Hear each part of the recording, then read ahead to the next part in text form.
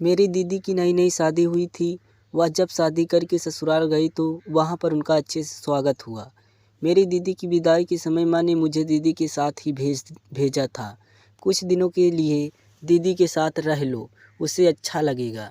तो मैं विदाई के समय दीदी के साथ ही उसके मायके यानी ससुराल आ गई।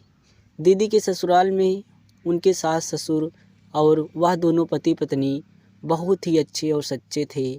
दीदी का ससुराल बहुत बड़ा था और बहुत ही ज़्यादा खूबसूरत था।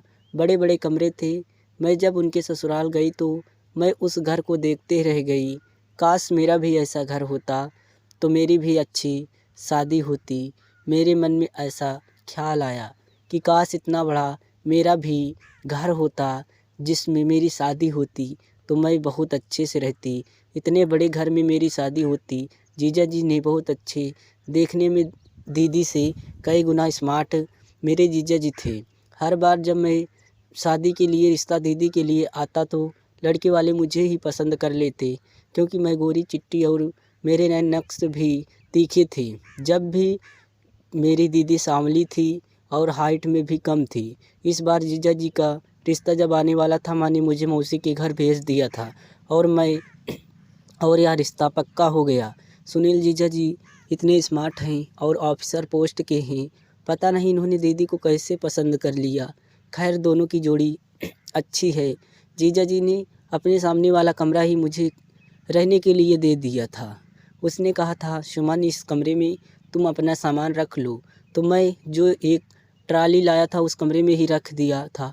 जीजा जी ने मुझे आने बहाने देखने की कोशिश कर रहे थे और मैं भी उन्हें चुपके नज़रों से देख रही थी।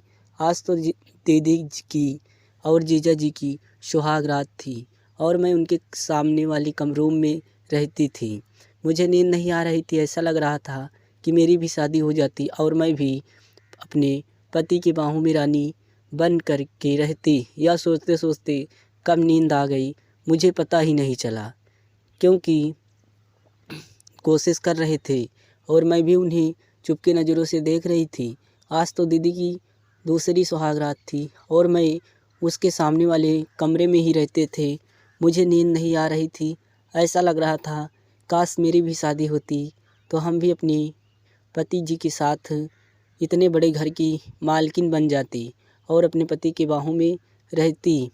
या सोचते सोचते मुझे कब नींद आ गई मुझे पता ही नहीं चला। जब सुबह हुआ तो दीदी ने मुझसे कहा, सुमन तो कुछ दिन और जहाँ रुक जा, सास ससुर भी गांव किसी काम से जा रहे हैं और वह 8 से 9 दिन के बाद ही लौटेंगे। मैंने दीदी से कहा, ठीक है जैसा आप कहो, और मैं रुक गई। मैं दीदी और जीजा जी एक साथ डाइनिंग टेबल पर बैठकर खाना खा रहे थे। मैंने देखा तो दीदी के सीने पर लव वाइट के निशान थे।